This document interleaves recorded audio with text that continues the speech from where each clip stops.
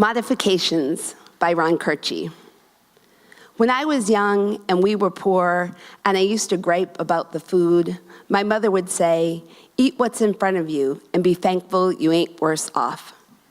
That didn't make much of an impression then, and after I left home, I didn't think any more about it except to make fun.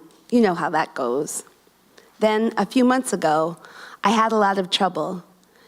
Nothing that most people couldn't handle, but I'm not most people, and it wigged me out all but for good.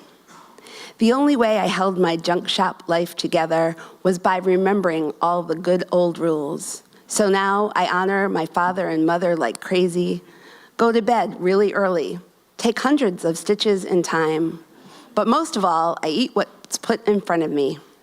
Lately, I've eaten a lot of forks and things, and right now, there's a nice waitress in the hospital just because she didn't move her hand in time. It's too bad, but I've just got to have the rules to keep my arms and legs from flying off. So whenever I sit down, I think them over and chew 50 times and say, thank you, thank you, thank you, thank you, thank you, thank you, thank you, thank you, thank you, thank you, thank you, thank you, thank you. So, and it's a great poem, right? And so I was thinking, of course, of Mary's talk about repetition and resonance, and I thought, uh-oh, I almost changed my poem, but it was too late. So anyway, I get this poem that I don't even know is a poem. I think basically she would pass out this and maybe short stories and talk about them, and we'd write, and it was just incredible, as you can imagine, something like coming to the Palm Beach Poetry Festival when you don't really know poetry's possibilities. So I was young and I loved it, and I kept this poem folded in my wallet. I would read it all the time. I had students in the drama club, will you read it? Just so I could see how they'd say the thank yous, and they'd go crazy, and thank you, they'd get really dramatic about it. And I felt like this poem said everything that I was feeling, that life was gonna be really scary. I wasn't like most people. I couldn't, I was gonna be one of those people that wasn't like most people, that something would send me careening. And it just, to me, was such a beautiful poem.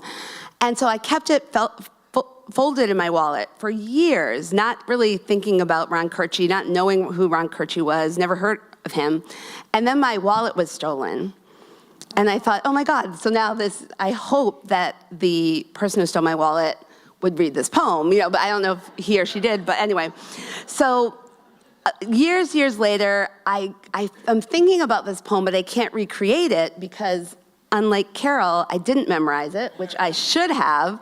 And so finally, I don't know, this is like 20 years fast forward, I see Ron Kurtz's name in a literary magazine. I buy all his books looking for this poem. It's nowhere.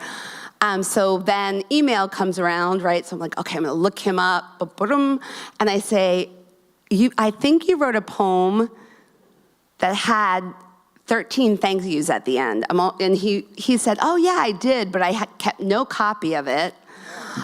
Because back in the day, he said it was probably 1978, which sounded about right for me to be, it was probably this young TA had this literary magazine called the Wormwood Review.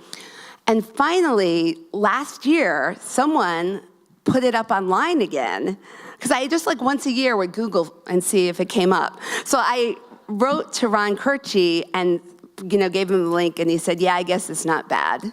So that's my little story. But I think it's a terrific poem, and I'm so glad that it's sort of, I think, my talk was about collaboration, and so many collaborative poems are just sort of ephemeral, and they're lost in literary journals, and I think one of my projects is to find forgotten poems. And I'm like, Ron, you gotta put it in another book, and I don't know if he will. So keep a copy of this, because it might be hard to find. Thank you.